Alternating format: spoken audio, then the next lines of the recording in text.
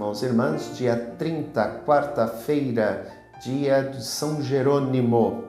Jerônimo foi um dos grandes doutores da Igreja. Erudito, grande estudioso das Escrituras, São Jerônimo foi conselheiro espiritual, monge e secretário do Papa Dámaso, que o encarregou de preparar a versão latina da Bíblia. Suas epístolas e trabalhos de erudição atestam uma profunda espiritualidade, grande sabedoria e intenso amor a Cristo. É tido como o maior dos padres latinos. Jerônimo morreu no ano 420. É dele a tradução que nós usamos nas celebrações eucarísticas, a Septuaginta. É a tradução que foi feita por Jerônimo no deserto da Escritura, do Antigo Testamento e do Novo Testamento em grego, portanto, para o latim. Portanto, é esta tradução que nós usamos nas celebrações litúrgicas até o dia de hoje. Portanto, São Jerônimo é considerado um dos grandes padres da Igreja, por todo o seu trabalho com relação à questão da Escritura. Hoje nós celebramos o Dia da Bíblia, dia 30 de setembro. E o evangelho que nos é proposto é o evangelho de Lucas, capítulo 9, versículos dos 57 ao 62. Naquele tempo, enquanto Jesus e seus discípulos caminhavam, alguém na estrada disse a Jesus: "Eu te seguirei para onde quer que fores." Jesus lhe respondeu: "As raposas têm tocas e os pássaros têm ninhos, mas o Filho do Homem não tem onde repousar a cabeça." Jesus disse a outro: "Segue-me." Este respondeu: "Deixa-me primeiro ir enterrar meu pai." Jesus respondeu: "Deixa que os mortos enterrem os seus mortos, mas tu vai anunciar o reino de Deus." Um outro ainda lhe disse: "Eu te seguirei, Senhor, mas deixa-me primeiro despedir-me dos meus familiares." Jesus, porém, respondeu-lhe: "Quem põe a mão no arado e olha para trás não está apto para o reino de Deus." É interessante observar que a vivência do Evangelho não é algo fácil. Aderir à família de Deus, à grande família de Deus, se tornar filho dele, não é algo fácil. Exige renúncia.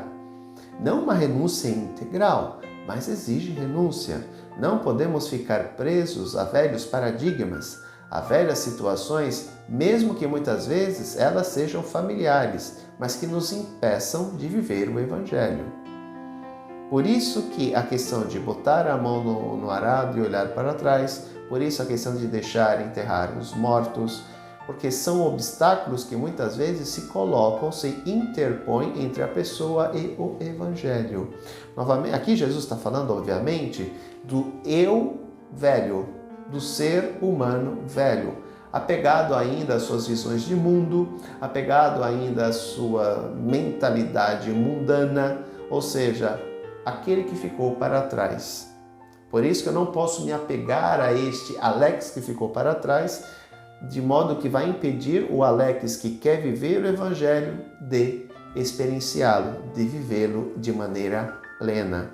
Aquele que fica preso à sua vida antiga, ele ganha um grande impedimento para viver o Evangelho e acaba fazendo com que ele viva somente aspectos do Evangelho, mas não todo o Evangelho. Ou seja, ele acaba vivendo o chamado de Jesus de maneira parcial. Jerônimo abandonou tudo para viver no deserto, a fim de que ele pudesse se concentrar e traduzir a Sagrada Escritura. Lógico, aqui é uma vivência radical. Nem sempre precisamos fazer isso. Alguns são chamados, sim, a essa mudança radical de vida, no sentido de abandonar tudo para seguir, por exemplo, a vocação sacerdotal. Outros são chamados a viver a vida laical, sendo através do matrimônio, ou até mesmo como uma vida consagrada a Deus de maneira solteira. Hoje ninguém mais é obrigado a casar. São aqueles que são chamados ao casamento. Outros não são chamados ao casamento, mas podem continuar trabalhando dentro da comunidade, servindo a comunidade e servindo a própria divulgação e propagação do Evangelho. Cada um é chamado ao seu ministério, cada um é chamado à sua vocação, né? Não podemos olhar as pessoas que não se casam como pessoas que são, não é padre, não é casado, o que que é? É um cristão, é um filho de Deus. É alguém que também está ali servindo a comunidade cristã, servindo o evangelho, evangelizando e trabalhando na construção do reino dos céus. Então temos que tomar muito cuidado, porque senão fazemos separações hierárquicas, né? A vocação sacerdotal, a vocação religiosa, a matrimonial e por fim está lá aquele que não casou, não foi ser padre, não foi ser freira. Então, não. Todos são importantes aos olhos de Deus e ninguém é maior do que ninguém. Eu sempre digo ao jovem, se você não é chamado ao casamento, não é chamado à vocação religiosa, você pode continuar servindo a Deus na sua condição, porque todos são filhos de Deus, todos são chamados a construir um mundo melhor. Um grande abraço, até amanhã, se Deus quiser.